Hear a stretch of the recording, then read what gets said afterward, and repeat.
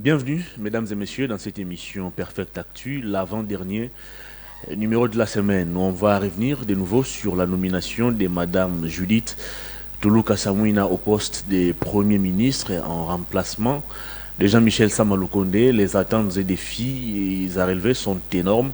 La dame l'a reconnu lors de son entretien avec le président de la République. On va tenter de revenir au cours de cette émission sur son profil, mais aussi ce qu'elle compte réaliser à la tête du gouvernement. Et puis on va revenir sur la mise en place du bureau définitif de l'Assemblée nationale qui, des Modeste Bahati Lukwebo, Vital Kamerhe Lwakaningini et Christophe Mbosonko Diava l'emporté.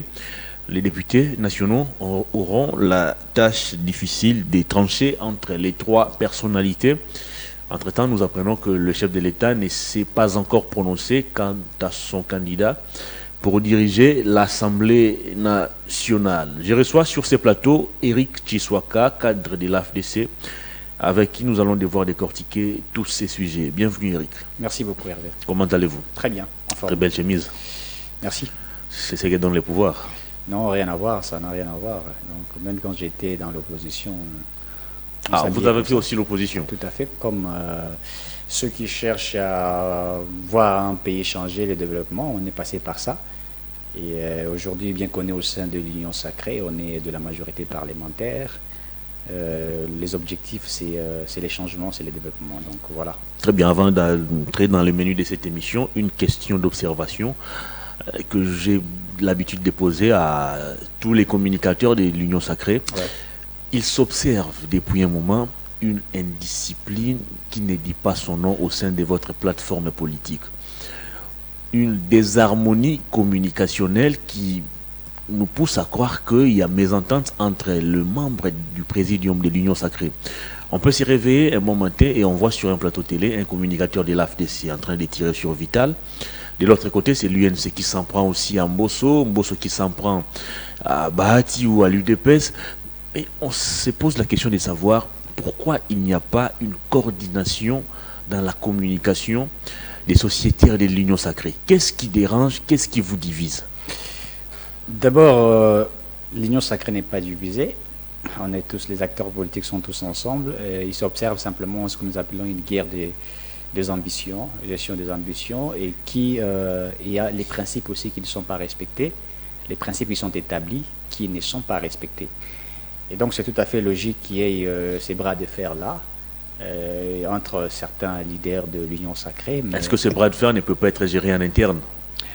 On ne peut pas dire que ce n'est pas géré à l'interne, c'est aussi non, géré ce n'est pas géré à l'interne. Tout à fait, c'est géré, mais sauf que lorsqu'il n'y a pas, je dirais, une cohésion, où il n'y a pas le respect des principes qui sont établis, certaines personnes vont au-delà de ce qui est dit.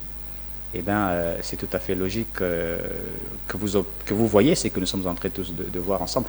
Mais ça ne veut pas dire que ça fragilise l'unité de cette famille. C'est tout à fait normal dans une famille. Le petit frère, le grand frère, ce sont des enfants d'un même père, par exemple, qui s'aiment entre eux, mais lorsqu'il y a des petits couacs, donc peut-être qu'ils ne peuvent pas partager les mêmes points de vue, mais ça ne veut pas dire que la famille est divisée. Donc je crois que c'est logique, c'est normal. Nous demandons simplement le respect des principes. Lorsque les principes sont respectés, et je crois que c'est à ce moment-là que tout sera mis en ordre. Et aussi, vous savez que tous ils sont les leaders du présidium. Ils sont plus de 2. Donc, chacun a sa philosophie, a sa manière de voir les choses. Et aussi, ce qui est important, c'est que lorsque vous êtes une force politique et que vous avez plus d'élus, et que celui qui est au sein de ces présidiums a moins de lits, mais veut à tout prix avoir un poste qu'on ne peut pas lui octroyer, puisque la force politique aujourd'hui, on ne peut pas parler de politique en RDC, en Afrique ni au monde, sans parler de force politique. C'est comme ça que les choses se font, sont des calculs politiques. Et donc, je crois que si les autres comprennent et respectent les principes, il n'y aura pas de divergence au sein de cette grande famille politique du chef de l'État. Est-ce qu'il n'y a pas moyen qu'au sein de l'Union sacrée, que soit vos leaders, soit vous-même, cadres et militants, que vous puissiez vous organiser pour essayer un peu d'élaguer tout ce qu'il y a comme divergence. Nous avons tenté à le faire, mais il y a certains qui sont qui sont têtus. Lorsque Mbosso n'a pas assez de députés, mais qui veut à tout prix être président d'une institution comme l'Assemblée nationale. Les ambitions sont très légitimes. Je n'ai pas refusé. Vous avez dit, c'est très légitime. D'abord, c'est les ambitions, mais ces ambitions doivent respecter les principes aussi qui sont établis. Si la première institution, le chef de l'État, qui est d'une famille politique que nous connaissons, IDPS, d'abord, lui, il est président de la République, qui est, bon, c'est normal, c'est logique, a voulu avoir un Premier ministre qui est de l'UDPS. Alors, la deuxième force, la troisième force, chacun doit avoir une institution par rapport au poids politique. Ça, ce sont les principes qui sont établis. Les ambitions, oui. Ambitions qui doivent corroborer avec les principes. Mais nous avons tendance à voir certains qui ont deux ambitions qui ne corroborent pas avec des principes qui sont établis. Eh bien, alors, lorsque nous avons mis des principes et que certains veulent aller outre, la logique, c'est qu'on ne partagerait pas. Est-ce pour autant vous devez commencer à vous entredéchirer sur différents plateaux télé? Pas entredéchirer, mais nous... C'est ce que nous voyons. Non, nous disons la vérité, nous disons des choses telles qu'elles sont. Héritier Ngachi, qui serait en clandestinité à ces jours, c'est parce qu'il a tenu des propos très graves contre Vital Kamerhe. Vous avez de l'autre Prince Kinana qui s'en prend à Bahati Lukwebo comme pas possible. Bon, mais la question est que M. Prince Kinana, quand il tire sur Modeste Bahati matin, midi, soir, avez-vous vu notre organisation politique mettre des stratégies machiavéliques pour chercher à nuire la personne en question? Il est libre de s'exprimer, mais tout en respectant les principes qui sont établis. Bien qu'il ait exposé l'éducation de son leader, c'est-à-dire qu'il démontre que le parti où il appartient, il y a des gens qui sont ratés, des gens mal éduqués. Puisque moi, je ne peux pas analyser sur Mbosso, l'insulter. Je vais analyser, je vais critiquer ses actions, mais je ne vais pas aller insulter. Est-ce que Prince Kinana a insulté Bahati? Il en a insulté autant. Je vous envoie à patrouiller toutes les sorties médiatiques de ces messieurs, à qui j'ai beaucoup de respect, mais vous verrez qu'il n'y a eu que des insultes sur des qualificatifs,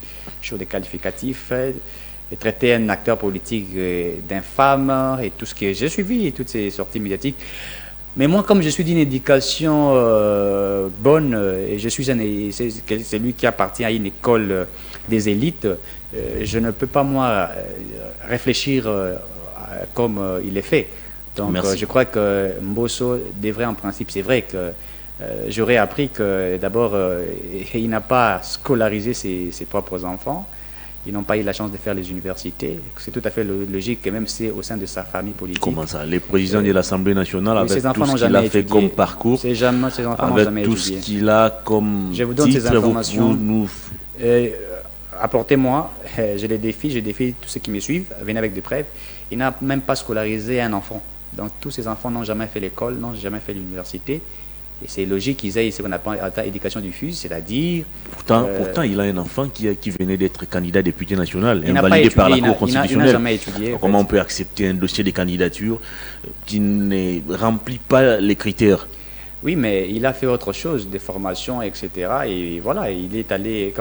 Lorsque vous lisez la loi électorale, lorsque vous avez été dans une sorte d'administration pendant plus de 5 ans, vous êtes éligible. Donc voilà, donc ils ont fait certaines choses, mais en termes de faire l'université, ils n'ont jamais fait. Très bien. Et ça prouve à suffisance ces communicateurs, peut-être... ont emboîté les pas de ces vieux, raison pour laquelle ils ne peuvent que passer sur les plateaux de télévision à insulter. Mais moi, Éric Tshiwaka, je ne les ferai pas, je vais critiquer et je reste dans les principes qui sont établis. Mais vous avez parlé d'Héritier Ngachi, quelle est sa situation actuellement? Nous continuons à mener des enquêtes pour savoir où il serait. Mais je crois que les propos qu'il aurait tenus... les propos qu'il a tenus. Bon, qu'il aurait tenu, qu'il a tenu, ça dépend de comment certaines personnes voient. Je ne sais pas où les gens voient le mal dans ce qu'il a dit, alors que si ces informations qu'il avait mis à la place publique n'étaient pas vraies... des allégations sans preuve, vous pensez... Non, il faut poser la question à Billy Kambale. Billy Kambale qui ne vous dira pas la vérité. Ce que Héritier Ngachi a dit, il n'a pas menti. Billy Kambale en est témoin. Il sait que cela est vrai, puisque c'est lui, Billy Kambale, qui aurait dit lors d'une réunion... Il a reçu certains communicateurs, il a dit que le président Vital Kamerhe a dit. j'arrange bien ces phrases. Le président Vital Kamerhe a dit, si on ne lui donne pas la gestion de Bukavu, du Sud Kivu, comme lui maîtrise la situation sécuritaire de ce côté-là, et donc, Bukavu pourrait tomber. C'était un faux procès. Pardon? C'est un procès d'intention. Non, c'est pas un procès de... Kamerhe qui a perdu l'Assemblée nationale en 2009 n'a pas fait tomber la province du Sud Kivu. Et vous pensez simplement parce que cette fois-ci, l'UNC n'occupe pas... Écoutez, les acteurs politiques... L'Assemblée provinciale ou le gouvernorat de cette province, les acteurs politiques va chercher à créer les chaos. Ils agissent... si en 2009 ou en 2008, ces intérêts ne demandaient pas qu'ils rejoignent un camp des adversaires ou la rébellion, voilà, il est dans la logique de ses intérêts. Mais si ses intérêts actuellement poussent à ce qu'il puisse rejoindre les camps des ennemis, il va les faire. Merci. Lorsque Valentin Mubaki vous a dit que Vital Kamerhe parle le Kinyarwanda, a des cousins, des neveux là-bas. Parler le Kinyarwanda n'est pas du tout une infraction. Je n'ai jamais dit que ça a été une infraction. Alors, moi, j'ai dit qu'il a des frères là-bas. il est polyglotte. Je n'ai pas refusé. Et il a les droits de parler toutes les langues du monde. Même la langue chinoise, il peut en parler. Mais on aurait été informé qu'il a des frères de l'autre côté. C'est ça. Il faut prendre les propos de Valentin Mubaki. Il n'a jamais traduit Valentin Mubaki parce qu'on dit qu'il a des frères là-bas. Et il a des cousins, des tantes et tout ça. Il a une famille. Donc, ça reste à vérifier. Moi, je crois que ce qui est héritier a dit, il a donné une information. Merci. Et voilà, l'information devrait être vérifiée, mais pas commencer à aller chercher à ôter la personne de la vie. Merci pas beaucoup. d'accord. Madame Judith Tuluka Sumwina nommée Premier ministre, une première en République démocratique du Congo depuis l'accession du pays à la souveraineté nationale et internationale. Est-ce que vous pensez que le président a misé seulement sur l'aspect genre ou vous pensez que la dame a le profil et qu'elle a répondu aux critères pour être promue chef du gouvernement? D'abord, la nomination d'un Premier ministre je dirais, revient au chef de l'État, parce qu'on appelle ça les pouvoirs discrétionnels, bien qu'il doit venir de la majorité parlementaire, ça ce qui est vrai, mais le choix, c'est le président qui choisit, qui fait ses bons choix. Ses choix ou ses bons choix, ça dépend. Alors, nous avons tous assisté à cette nomination. Moi, j'ai tenté de lire le parcours de cette dame. Nous avons vu qu'elle a une expérience avérée, il faut le dire. Elle a fait de très bonnes écoles, il faut le dire ainsi. Elle a été, jusqu'au 1er avril, elle a été ministre du Plan. Et donc, je crois qu'elle a des qualités qui peuvent aujourd'hui apporter un changement. Donc je crois que le choix qui a été porté par sa personne est un choix que nous apprécions, que nous félicitons les chefs de l'État. C'est lui qui a vu. Mais moi, je ne suis pas dans ces débats c'est pour la toute première fois que nous avons une femme, etc. Je ne suis pas dans ce genre de débat. Vous savez, la gestion de la res publica ne dépend pas du fait qu'on soit femme ou qu'on soit homme. Non. C'est la méritocratie. Moi, je crois qu'il faut commencer à réfléchir de cette manière. Pas non plus que ça fait depuis 1960, nous n'avons pas eu de femmes. Non, non, c'est pas de cette manière. Aux États-Unis, par exemple, dans les grandes démocraties, etc., c'est la méritocratie qui prime. C'est pas puisque le taux est réduit de la participation des femmes que ça veut dire qu'il y a un problème. Non. Nous devrions pousser les femmes à apprendre. Puisqu'ailleurs, c'est comme ça que les choses se font. Les hommes et les femmes, les sexes, on n'en parle pas. Ils vont tous à l'école, ils apprennent, ils ont des mérites, etc. Et on ne parle pas du genre aux femmes. C'est seulement en Afrique où on a cette culture-là, voir que ce sont les hommes qui doivent étudier, les femmes doivent être à la cuisine, etc. Moi, je crois qu'il faut mettre ça de côté. Et le chef de l'État ne peut pas jouer à ces choses pour dire, voilà, aujourd'hui, je crois que c'est un débat qu'on ne peut pas mettre ça sur la table. Très bien. Mais moi, je pense que la méritocratie est une des très bonnes choses. Quand vous méritez que vous soyez homme, enfant, etc. Je vous donne un cas. Au Sénégal, par exemple, celui qui a été élu président est un jeune, alors qu'il y avait aussi des gens un peu plus âgés que lui. Voilà, puisqu'il en a mérité. La méritocratie doit primer sur tout. Pas la notion du genre ou les femmes, les hommes. Non. C'est pas intéressant. Mais je crois que le chef d'État Peut-être qu'il a joué simplement sur la qualité de cette femme-là. Elle a distingué dans beaucoup de choses et c'est la raison pour laquelle il a porté le choix sur elle. Et voilà maintenant, puisqu'en RDC nous n'avions jamais eu un Premier ministre femme, ben ça tombe quand même bien et c'est une histoire aujourd'hui qui est écrite. Très bien. Et voilà. Alors, au regard des défis et attentes à relever, est-ce que vous pensez que la dame est à ces jours cette personne qui va sauver le meuble? Il y a des enjeux économiques, il y a les enjeux sécuritaires. Voyez-vous cette dame être en mesure de relever ces défis? Si la dame n'est pas influencée par les politiques, et surtout de ceux de sa famille politique, et moi je n'ai pas ma langue dans la poche, je l'ai toujours dit, j'aurais appris qu'elle est des lits d'épaisse, bien que je n'étais pas d'accord du fait que après être élue, la dame ministre est allée faire des éloges à la famille. À son secrétaire général. Bon, peut-être ça pouvait être d'une manière, on pouvait même mettre ça à la presse. Est-ce que par le passé, on avait vu ça? Non, ça. Le Premier ministre est nommé et puis tout de suite, il se rend au siège de son parti. Peut-être que ça a été fait sans que je ne le sache. Peut-être que ça a été fait, mais on n'a pas mis ça à la place publique. Peut-être pour remercier le secrétaire général du fait qu'il a aussi peut-être été parmi ceux qui ont apporté le CV de tous les candidats et qu'il en a proposé au chef de l'État. Son nom y était, le chef de l'État a trié, il s'est dit, voilà, je prends la dame. Peut-être un remerciement, ça peut se faire, on ne refuse pas, c'est la politique, mais d'une manière, pas l'exposer sur la place publique, où on voit la dame aller vers la maman du président de la République. Ça peut se faire. C'est devenu la mode actuellement avec vous. C'est ce que j'ai dit. Toute personne qui est nommée doit aller consulter. C'est ce que j'ai dit. Maman Marthe. C'est ce que j'ai dit, ce sont des choses à ne pas faire. S'il faut les faire, il ne faut pas les mettre à la place publique. Hein? Il y a des choses dans la politique qui se font, mais qui ne sont pas mises à la place publique. Kabila, on sait comment il gérait, comment certaines choses se faisaient, ce n'était pas à la place publique.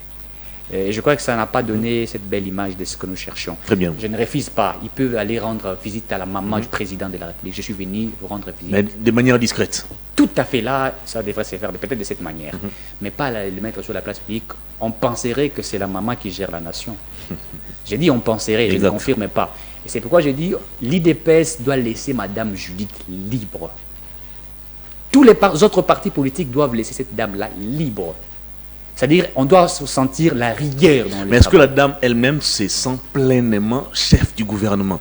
Parce que l'impulsion doit aussi venir d'elle-même. Elle se sent, je sais qu'elle se sent déjà chef du gouvernement, puisqu'elle a déjà été ministre du plan. Elle était ministre du plan, certes, mais au-dessus d'elle, il y avait une hiérarchie. Puis ses fonctions, elle gérait. Exact. Elle avait des gens avec qui elle travaillait, elle gérait, elle donnait sa vision, sa manière de voir les choses, etc. Donc, je crois qu'elle se sentait déjà libre dans la gestion de ce qu'elle faisait.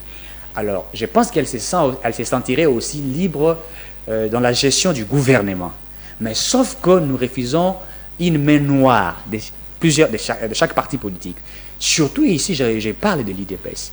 Laissez la dame en question travailler librement, qu'elle ait la rigueur dans le travail qu'elle fait, et là, il y aura un résultat. Si la dame n'est pas libre, il suffit qu'il y ait une chose, c'est Kabouya qui appelle. C'est un problème, en fait. Il suffit qu'il y ait une chose, c'est Maman Marthe qui doit appeler. Ah là, c'est un problème. Donc, moi, je crois qu'on doit laisser Madame Judith être libre. L'IDPS a beaucoup de problèmes au sein de son organisation. Je ne parlerai pas de ces grands partis politiques, mais je crois qu'il faut qu'il y ait beaucoup plus de stratégie pour gérer la nation. Il ne faut pas que les problèmes de vos partis politiques, vos guéguerres, que vous puissiez donner ça à cette dame qui serait troublée, elle ne saura pas comment gérer certaines choses, alors qu'elle essaie de lancer des défis. Elle a parlé de la sécurité, je suis, elle a parlé de l'économie, de l'emploi, etc. Ce sont des défis majeurs à pouvoir relever. Donc, elle doit être libre. Il ne faut pas qu'il y ait une main noire. Donc, elle a assez, comment dirais-je, elle a fait plus de formations que j'ai suivies, et une expérience avérée. Je crois qu'elle peut faire quelque chose, mais sans une main noire de qui que ce soit. Elle doit collaborer avec le président de la République, avec les ministres qui vont composer son gouvernement, Très bien. dans la rigueur, dans le respect Et voilà, je crois que si elle le fait de cette bonne manière, les choses vont avancer. Très bien, vous parlez d'une main noire extérieure, vous parlez de la personnalité, de la rigueur que la dame doit imprimer. Tout à fait. Mais nous sommes dans un pays où, dans chaque gouvernement, généralement, il y a toujours des ministres qui ne dépendent pas du Premier ministre et qui se disent traiter directement avec le chef de l'État.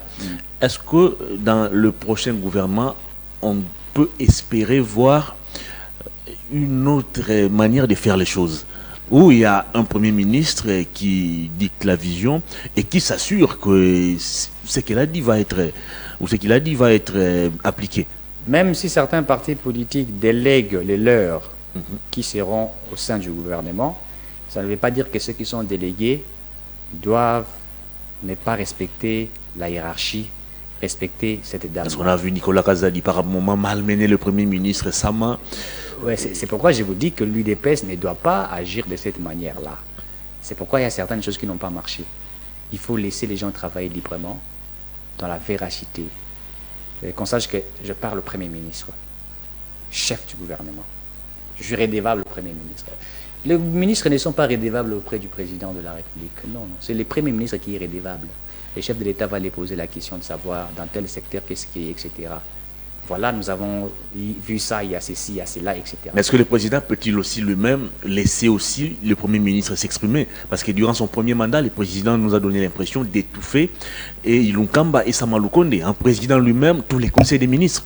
Est-ce qu'on peut voir un président de la République, cette fois-ci, laisser le chef du gouvernement conduire à bon port la mission ou l'action gouvernementale? Les enjeux actuels de notre pays, c'est vrai que la Constitution est claire. Le président préside le Conseil des ministres, donc c'est lui qui le préside, qui tient la réunion quand il est empêché. C'est le Premier ministre. Le Premier ministre qui le fait. Si le Premier ministre est empêché, c'est le vice-premier ministre D'abord, je crois que ça doit être de l'intérieur, de la défense aussi, etc. Donc, la Constitution est claire sur cette affaire-là. Et puis, les enjeux actuels de notre pays demandaient la présence du chef de l'État pour sa vision globale, voire dans tel secteur, surtout sur le secteur de la sécurité. Vous avez vu ce qui est en train d'être fait. Il faille au chef de l'État d'être toujours là, présider, parler, etc. Et je crois que cela n'a pas empêché les actions du Premier ministre, chef du gouvernement. Mais ce que je n'ai pas simplement été tout à fait d'accord avec Sama, c'est que au-delà du fait que le chef de l'État préside le Conseil des ministres, il a fallu une haute intelligence. Il devrait mettre en place aussi une petite commission stratégique. Il les faisait.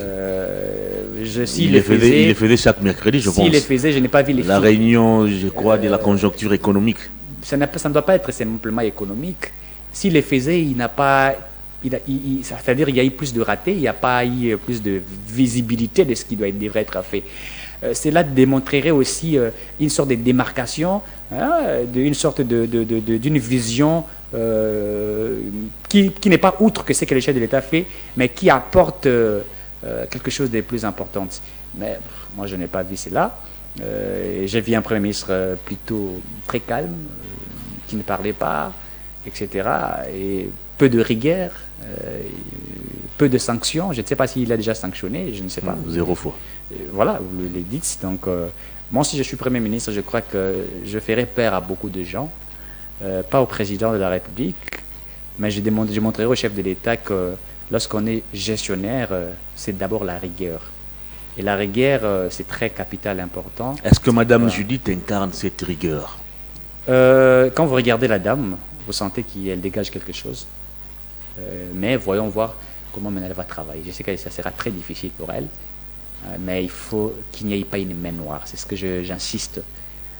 Mais quand vous regardez la dame en question, vous verrez, vous allez constater qu'il y a quelque chose qui démontre à suffisance qu'il y a une portion de rigueur. Mais il faut la laisser simplement libre à travailler. Et elle doit s'imposer comme Premier ministre, pas comme femme, comme Premier ministre. Et les choses pourront changer. Et si les chefs de l'État laissent aussi à cette dame-là de travailler. Nous n'avons pas besoin d'un Premier ministre qui viendrait simplement sourire, faire des beaux yeux au chef de l'État. La loyauté... Est-ce que c'est le chef de l'État lui-même qui cherche ces genres de premiers ministres qui ne lui feront peut-être pas ombrage? Vous savez, la loyauté, On n'est pas loyal envers une personne. Non. On est loyal envers la République. La vision qui est prônée par cette personne pour la République. C'est pourquoi il y a des gens, oh non, je cherche des personnes loyales. Et non, des personnes loyales à la vision que je prône. Et cette vision est-elle rationnelle? Mais on reproche au président de la République de vouloir des premiers ministres faibles, des premiers ministres qui ne lui feront pas ombrage, pas des premiers ministres qui ont des ambitions présidentielles. D'abord, un premier ministre ne peut pas avoir des ambitions présidentielles. Oh, comment ça? Oui. Puisque des ambitions, je vous donne le cas de Soko qui est nommé. Si aujourd'hui Soko a des ambitions présidentielles, je crois que c'est lui. Mais il en a. Au départ, c'était lui le candidat président. Je vous dis ici. C'est sa condamnation qu'il a écarté de la course. Évidemment. Mais si son collègue, qui était, je crois, secrétaire général de sa formation politique, à moins que je me trompe, s'il remarque que M. Ousmane Sonko... Non, il est conscient que Ousmane Sonko n'a pas étouffé son ambition de devenir président de la République. Actuellement, il est nommé Premier ministre. Exact. Mais j'ai dit dans la gestion de la République... Son ambition demeure. Mais je ne refuse pas son ambition demeure, mais ça doit être... Il doit comment dirais-je, faire mourir cette ambition actuellement, puisqu'il est Premier ministre, chef du gouvernement sous la vision du président de la République. Voyez-vous. Mais si maintenant... mais cela ne doit pas aussi faire de lui un Premier ministre faible. Non, en fait, faire mourir ses ambitions ne veut pas dire qu'on ne fait pas, que tu dois impérativement devenir un Premier ministre faible. Non, non, non. Ça veut dire que je travaille sur la vision 2. On a les objectifs que nous nous sommes assignés. Vous comprenez un peu cela. Et après, nous allons voir comment nous pouvions soit collaborer, continuer, soit j'ai des ambitions que je dois faire valoir. Mais lorsque vous êtes Premier ministre, le jour J de votre mandat, eh bien, les gens commencent à remarquer que vous avez des ambitions à devenir président de la République. Là, ça ne peut pas marcher. Et là, ça ne peut pas marcher. Raison pour laquelle le président de la République a évité des gens comme Vital Kamerhe. Non, mais écoutez, le chef de l'État n'a pas évité Vital Kamerhe, mais sauf qu'il sait que Vital Kamerhe ne sera pas un bon Premier ministre. Il le sait. Puisqu'il a été ministre de l'économie, non? Vous parlez des taux de dollars, vous parlez, comment dirais-je, les prix des biens et services sur les marchés, rien n'a été fait. Qu'est-ce que Vital Kamerhe a fait? Et ça fait pratiquement... Tout comme aussi, on reproche à cette dame d'avoir échoué dans l'exécution du projet relatif au développement des 145 territoires. Les gens ne connaissent pas le rôle d'un ministère du plan. Ce n'est pas lui qui décaisse l'argent. Et c'est la planification. Donc, les blocages dans l'exécution de ces projets, c'est le décaissement des fonds. Oui, ce n'est que le décaissement des fonds. Elle a fait un travail de titan. Cette dame a travaillé au PNUD. Elle, c'est l'organisation, c'est le planning, etc. La prévision et tout, elle fait. Et maintenant, il faut décaisser l'argent. Vous ne décaissez pas l'argent, vous vous attendez à un résultat. Et donc, peut-être que ce sont certaines personnes qui n'arrivent pas à comprendre que fait un ministre sectoriel dans tel secteur, etc. Mais c'est une dame d'affaires, c'est une dame intelligente. Dans les problèmes, c'est Nicolas Kazadi. Et Nicolas Kazadi a toujours été un problème.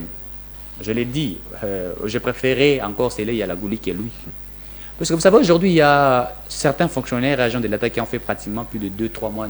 Jusqu'à ce jour, ils ne sont pas payés. Exactement. Vous le savez comme moi. Alors le problème, c'est Tshisekedi ou c'est Nicolas Kazadi? Voyez-vous? Donc moi, j'ai toujours dit, Nicolas Kazadi ne faut pas être un ministre même pas un ministre de l'Agriculture, puisque sa gestion est une très mauvaise gestion. Au sein de l'IDPS, la seule personne que je m'incline, que je continuerai à m'incliner, et que j'avais même souhaité qu'il soit nommé Premier ministre, c'est Jean-Pierre Liao. Ça, je ne mâche pas mot. Ces ministres-là, ces messieurs-là, je ne l'ai jamais croisé, mais c'est un excellent. Il mérite d'être Premier ministre, il mérite mieux gérer au sein de l'UDPS. Ce n'est pas les autres. Très bien. Alors, le Premier ministre est nommé. Maintenant vient l'épineuse question de la formation du gouvernement. Ouais. Comment le président et son Premier ministre doivent se comporter pour gérer les ambitions au sein de votre famille politique afin de ne pas créer des frustrations après la sortie du gouvernement? D'abord, le profil des prochains animateurs du gouvernement et puis l'attitude que doit adopter le président et son chef du gouvernement ou sa chef du gouvernement dans la gestion des ambitions. Si on était dans un pays très très sérieux, d'abord, on allait mener des audits sur ceux qui ont été des ministres dans ce pays.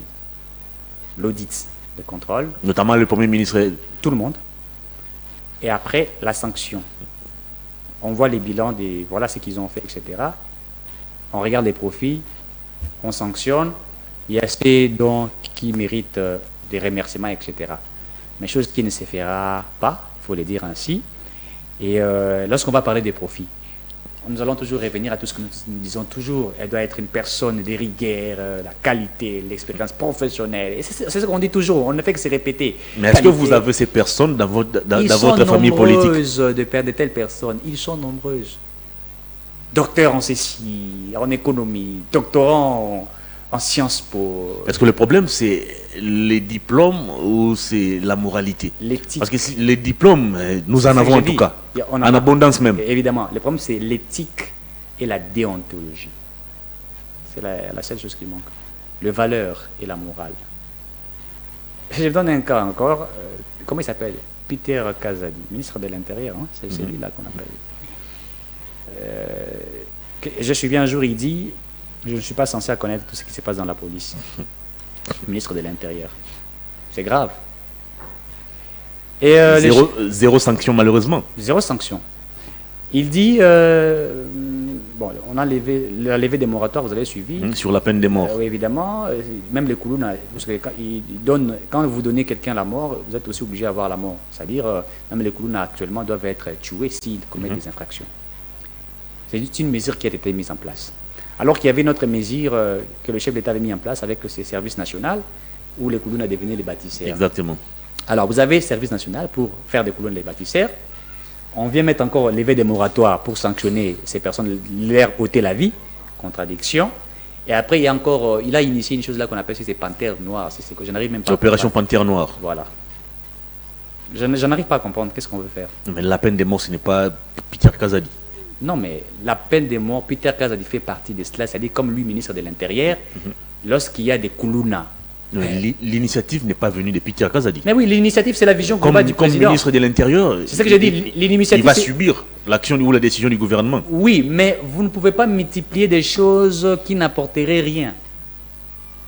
Alors que je crois que ce qui avait été mené par les chefs de l'État, faire de Koulouna des bâtisseurs, était très capital. Très bien. Donc alors, je crois que le critère, il y a une panoplie de critères, mais les frustrations, comment gérer cela? Le respect des principes qui sont établis. C'est les principes, en fait.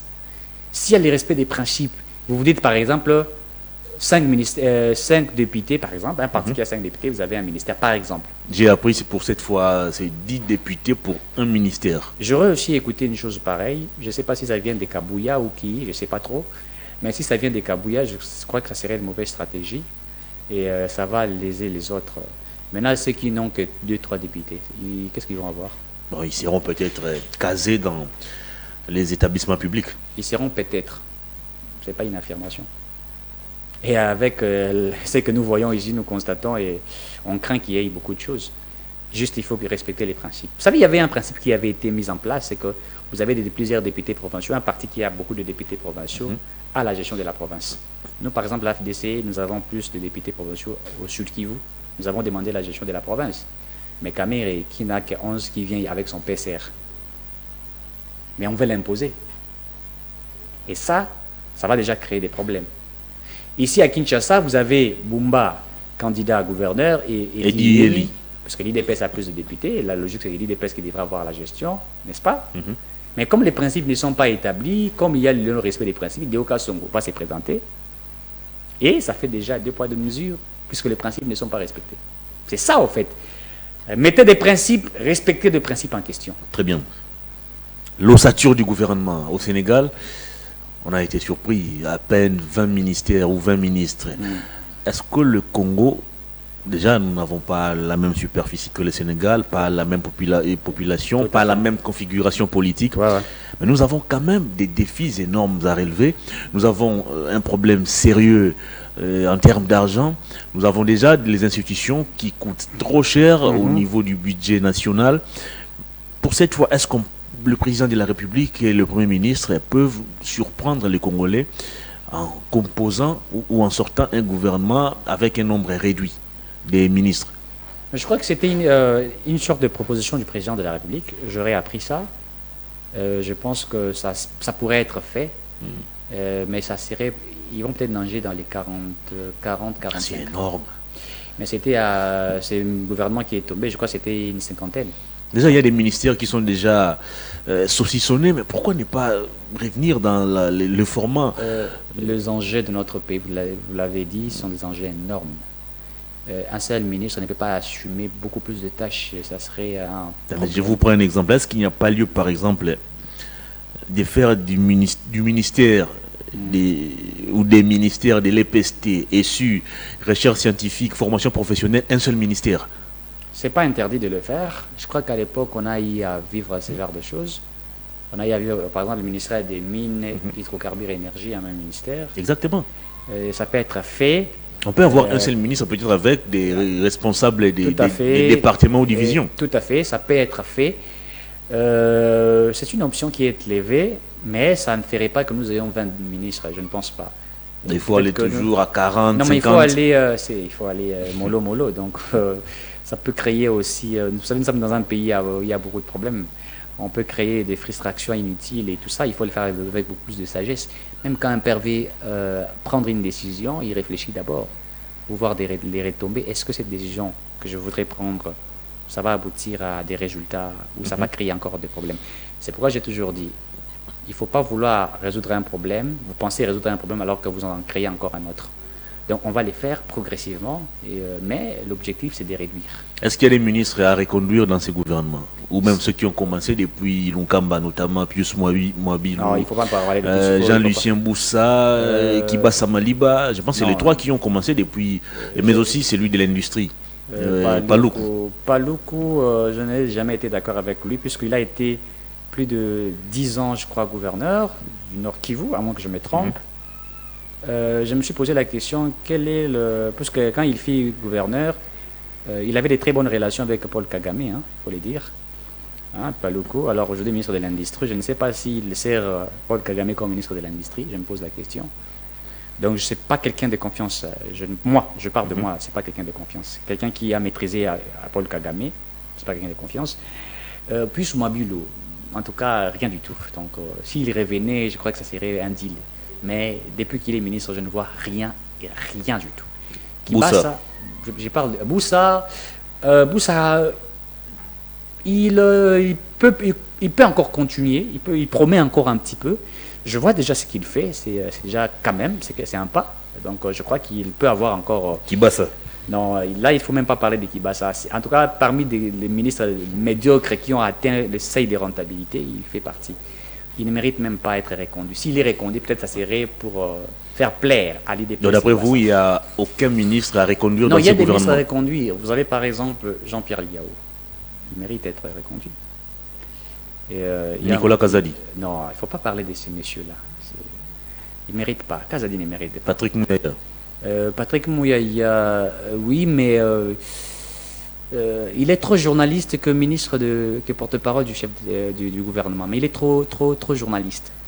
On n'a pas besoin de ça. On a besoin d'un Méndé, en fait. Pas en termes de mensonges, mais en termes de... Vous sentez qu'il y a quelque chose qui fait peur. Vous savez, on a un problème avec le Rwanda, etc. Avoir un Premier ministre, avoir un porte-parole du gouvernement comme Méndé, je crois que ça pouvait changer beaucoup de choses. En termes de communication, ça pouvait changer beaucoup de choses. Mais on a quelqu'un comme s'il pense être journaliste. On a déjà le chef de l'État, Tina Salam, qui fait ce travail-là. Porte-parole. Porte-parole, mais lui joue comme un journaliste qu'être porte-parole. Il a apporté des innovations dans ses ministères. Quelle innovation, par exemple? La redevabilité. Non, ça, il y a des ministres qui passent là-bas pour rendre compte de leurs activités. Mais en termes de... Que ça vous pensez que sa communication n'impacte pas? Non, ça n'impacte pas. En tout cas, il est plus journaliste. En tout cas, je n'ai pas de problème avec Patrick Mouyaya, je le respecte. Vous analysez, il n'y a pas de problème? Oui, mais en tout cas, je ne sens rien. Moi, j'ai besoin de quelqu'un qui fait peur. Tony Moba? Non, ça, c'est un incompétent. Quelqu'un qui a toujours des problèmes avec l'inspection générale des finances. Moïne Donzangui? Non, c'est un incompétent à haut niveau. Il vient de nommer certains des professeurs, même sans numéro matricule. Très bien. Donc, on va terminer cette émission par l'Assemblée nationale. La mise en place du bureau définitif qui s'est fait encore attendre. Même les gouvernements, pour être mis en place, devra encore attendre. l'élection du bureau définitif de l'Assemblée nationale. Ouais. Alors il y a des candidats qui sont, ou des gens, des députés qui sont pressentis candidats président de l'Assemblée nationale, notamment Vital Kamerhe, qui, selon plusieurs, pense faire ou signer son grand retour à la tête de la Chambre basse du Parlement. On parle de Mbosso Kodia, on parle de Bahati Lukwebo. Je sais que vous allez parler de Bahati, mais qui de ces trois mérite de diriger l'Assemblée nationale? Qui de ces trois a la personnalité pour faire de l'Assemblée nationale un véritable temple de la démocratie, de faire de l'Assemblée nationale cette institution qui va refléter une autre image du Congo? J'ai aimé une phrase, vous avez parlé de la personnalité. C'est très capital, ce que je retiens, je suis une en rouge. D'abord, Mbosso, il est déjà écarté par la géopolitique. Comment ça? Le Premier ministre est de l'espace du Congo, de Kikongo, le Congo central. Du Passe-Ouest. Évidemment. Et lui, il est de cet espace-là. Et donc, je crois que ça pose déjà un sérieux problème. La géopolitique écarte déjà M. Mbosso. Deuxièmement, il n'a pas un poids politique. Ça fait aussi partie. Il a plus ou moins 33 députés, semble-t-il. Pardon? Non, Mbosso n'a que 3 députés. Et puis avec, comment on appelle ça, sa plateforme électorale, etc., je crois qu'il nage dans le 8 ou 9, quelque chose comme ça. On parle de 33 députés C'est faux, pour le compte de son regroupement. Non, c'est faux, c'est pas 33. C'est lui qui vous a dit ça, vous a menti. Il devrait venir avec la liste et vous brandir, cela c'est faux. Il n'a pas 33 députés. Il n'en a que 3 députés qui sont de sa formation politique. Les partis, c'est RCD. CRD. Non, c'est RCD. Il n'a Convention pour la République et la démocratie. C'est RCD, il n'a qui transformé, changé, tout ça. C'est RCD. Donc il est déjà écarté. Vital Kamerhe, la personnalité, c'est déjà un problème. Deuxième force politique de l'Union sacrée. Il n'est pas deuxième force politique de l'Union sacrée. Non, c'est faux. Prenez les députés nationaux de l'UNC, les députés provinciaux, il n'est pas la deuxième force politique. Si vous faites, puisque la force politique est constituée par le nombre de députés nationaux, par le nombre de députés provinciaux. C'est vrai qu'il a plus de députés nationaux que nous, par rapport à ce que vous savez, ce qui est arrivé au sein de l'AFPC. C'est la manière dont les choses se sont passées, que nous sommes en train de contester jusqu'à ces jours, mais il n'est pas la deuxième force politique au sein de l'Union sacrée. Il est peut-être la deuxième force politique en termes de députés nationaux au sein du Parlement, et de l'Assemblée nationale du Parlement. Et ça doit être ainsi. Mais l'éthique, la déontologie, ça pose déjà un problème avec le dossier des 100 jours arrêté autant de fois au niveau de la justice, arrêté au niveau de la justice, acquisé autant de fois, ce n'est pas seulement les 100 jours, les 15 millions de dollars des entreprises pétrolières, vous allez vous rappeler de ça. Et aussi, je me pose une question. Vital Kamerhe, il était directeur du cabinet du chef de l'État. J'aurais appris que sous sa gestion, il s'avérait qu'il y a eu beaucoup de gens qui sont morts, qui sont empoisonnés à la présidence de la République. Et c'est quoi les rapports entre les personnes décédées et Vital Kamerhe? Bon, je me pose la question que c'est seulement quand il était directeur du cabinet que ces personnes sont mortes. Il faut arrêter ces raccordements frauduleux. Non, je me pose la question, j'ai réfléchi. Directeur des cabinets, mais nous avons assisté à des personnes empoisonnées à la présidence, de morts d'hommes, etc. Et je me dis, s'il devenait président de l'Assemblée nationale, allons-nous assister aussi à des gens qui seront morts ou comment? Je réfléchis seulement. C'est une réflexion. Non, il n'y a jamais eu procès, il n'y a jamais eu enquête qui accable Vital Kamerhe. Je n'ai pas dit que c'est lui. Je me pose simplement que peut-être qu'il y a un problème, dans le sens où une sorte de... Comment on appelle ça? Vous savez, nous qui avons eu aussi la chance d'être au village, on appelle ça les sorts, mauvais sorts. Je ne sais pas, je réfléchis seulement. Puisque nous avons vu au niveau de la présidence plusieurs personnes empoisonnées, de décès, etc. Est-ce que ça ne peut pas accompagner au niveau de l'Assemblée nationale? Et aussi, j'aurais appris aussi que M. Vital Kamerhe aurait promis l'augmentation des salaires des députés nationaux. Alors que le solde des militaires, vous savez combien il touche? Le magistrat, vous savez combien ces magistrats touchent? Est-ce que c'est Vital Kamerhe qui doit augmenter la solde des militaires? Vous avez un gouvernement? Non, les députés nationaux, le rôle des députés nationaux ou du président de l'Assemblée nationale, c'est de faire de ce travail, c'est-à-dire des débats sur le social de la population, sur la santé financière des militaires 2 enseignants, etc. Ça doit commencer au niveau de l'Assemblée nationale. La gestion de l'Assemblée nationale par Vital Kamerhe plaide jusqu'à ce jour en sa faveur. Sous son règne, on a connu une Assemblée nationale plus démocratique où la liberté d'expression a régné. C'était faux. Kamerhe avait hérité des meilleurs élus du peuple. C'est pourquoi il y avait des débats rationnels. Justement parce qu'il y avait aussi un président qui tolérait que chaque camp politique puisse parler. Non, la tolérance... C'est qu'on n'a pas vu avec les présidents c'est pas qu'il tolérait, mais il avait que de la rhétorique. Mbosso n'a pas de la rhétorique et l'éloquence. Il tolère aussi, mais sauf qu'il n'a pas de cette rhétorique-là. Kamerhe, vous savez, Kamerhe était un porte-parole à l'époque, avant. Il a été autant de fois dans la communication. Il connaît la communication. Ministre de l'Information. Évidemment, il connaît, il a l'art de parler. Hein, c'est ça. Il a l'art. Quand il parle, là, tu sens que ça séduit. C'est ça le côté ce n'est pas lui qui fait les débats. Lui ne fait qu'orienter. Mais oui, l'orientation, c'est pas une mauvaise chose. Mais la qualité du débat... Justement, la qualité du débat, c'est Vital Kamerhe. Ce n'est pas Vital Kamerhe. On a connu une Assemblée nationale très rationnelle et pertinente. Vous êtes devant... Père son âme, comment il s'appelle encore, celui qui est décédé du Congo central, Némoin d'enseigner. Un monsieur qui avait une intelligence avérée, qui réfléchit. Et vous avez des gens comme celui de François Mwamba. Non, qu'est-ce que j'ai dit? L'autre ici. François Mwamba aussi, je pense. Délice et Sanga. Délice et Sanga. Il y avait des gens rationnels, en fait. Tu vois le niveau de l'Assemblée nationale, les débats qu'on pouvait avoir. Mais ce n'est pas des Mbosso. Vous avez Mbosso qui est là-bas et puis qui est député, Papa Molière. Dites-moi. Cadre de l'AFDC. Non, il est parti de lui-même. Il a été élu sur la liste AFDC. Donc vous tirez une balle sur votre pied. Il n'avait pas été élu sur la liste de l'AFDC. Il était du PPRD. Non, il a été élu sur la liste AFDC. Non, il était du PPRD. Il a quitté les PPRD pour rejoindre l'AFDC. Il a été élu sur quelle liste? Je vous dis qu'il était du PPRD. Il a été élu sur quelle liste? La liste est du PPRD. Oh, non, est-ce que vous savez que... Posez à papa me dire la question. On l'a même... Un jour, je l'ai suivi sur votre plateau ici. On lui pose la question à savoir, mais comment vous avez été élu et tout ça là? Les gens pensaient que tu étais candidat indépendant. Donc sur ce plateau, Tshisekedi nous révèle que l'AFDC n'a pas été en mesure de proposer ou d'aligner des bons candidats pour alimenter un bon débat à l'Assemblée nationale. Ce n'est pas ce que j'ai dit. C'est pas ce que j'ai dit. J'ai dit que... Mais vous avez cité Papa Molière. Non, mais il a été élu sur la liste AFDC. Il a été élu au sein... Non, il a quitté l'AFDC en plein mandat. Mais oui, il a quitté l'AFDC en plein mandat. Mais il a été élu sur la liste AFDC. Écoutez, je vous donne cette information qu'en 2018, M. Papa Molière, que vous appelez Papa Molière, était du PPRD. Il est venu rejoindre l'AFDC. Mais il était du PPRD. Il a été élu sur la liste du PPRD. Et c'est comme ça.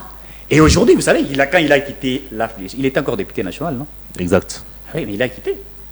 Il était encore député national. Donc, ce n'est pas... L'AFDC n'a pas de qualité de personnes ainsi. Ils ne sont pas là. Nous avons des gens rationnels. Mais vous prenez M. Mbosso et Papa Molière, et j'ajoute encore quelqu'un d'autre de l'opposition, Safou. Quelle qualité de débat que vous allez avoir au niveau de l'Assemblée nationale? Vous parlez d'un ancien journaliste, d'un ancien professeur de philosophie et de français. Bon, quelqu'un qui a un profil, quelqu'un qui a un background. Oui, mais vous savez les théâtres que ces messieurs a fait au niveau de l'Assemblée nationale? Il avait fait quoi? Les danses, tout ce qu'il faisait, entrer pieds nus, dire n'importe quoi. Vous connaissez tout ce qu'il... Je ne peux pas dire tout ce qu'il disait puisque il n'y a rien de l'éthique là-dedans. Et vous le savez. Qu'est-ce qui vous rassure que si Bahati est élu président de l'Assemblée nationale, qu'on aura une Assemblée nationale beaucoup plus rationnelle que celle de Mbosso? Parce que ce sont les mêmes députés. Très bien. Regardez le Sénat. C'est la gestion du Sénat. Avez-vous assisté aux qualités des débats que Modeste Bahati a, comment dirais-je, a joué la police des débats comme président du Sénat? Et il y a eu des débats très importants. Et il a fait ce travail et il n'y a pas eu un problème au niveau du Sénat. Et au Sénat, il y a eu des sénateurs rationnels, des hommes intelligents. Voyez-vous, donc Modeste Bahati peut le faire. Et aussi, il y a une chose. La différence entre Bahati et les autres, c'est que Modeste Bahati vient avec des réformes dans tous les secteurs. Et beaucoup plus aussi des réformes au Sénat, il a apporté quelles réformes? Vous savez que le Sénat, ils font la deuxième lecture. N'est-ce pas? Il y a eu aussi des lois qui sont proposées au niveau du Sénat. Donc, lorsqu'au niveau de l'Assemblée nationale, tout est fait, on envoie la deuxième lecture. Ils vont, d'ailleurs, même lorsque vous parlez du budget, ça a été modifié. La proposition, vous vous souvenez, l'Assemblée nationale avait évalué, je crois, à 13 milliards quelque chose. C'est le Sénat qui l'a amené jusqu'à 16 milliards. Après évaluation, le Sénat, c'était la Chambre des sages, ils ont vu que nous pouvions atteindre 16 milliards de dollars. Donc c'est déjà des avancées qui ont été faites. Et Bahati amènerait des réformes. Merci. Est-ce que vous savez que l'Assemblée nationale qui a précédé ici, ceux qui ont géré l'Assemblée nationale, surtout Mbosso, il n'y a pas eu de réformes sur le plan économique et même dans les secteurs publics, il n'y a pas eu assez de réformes.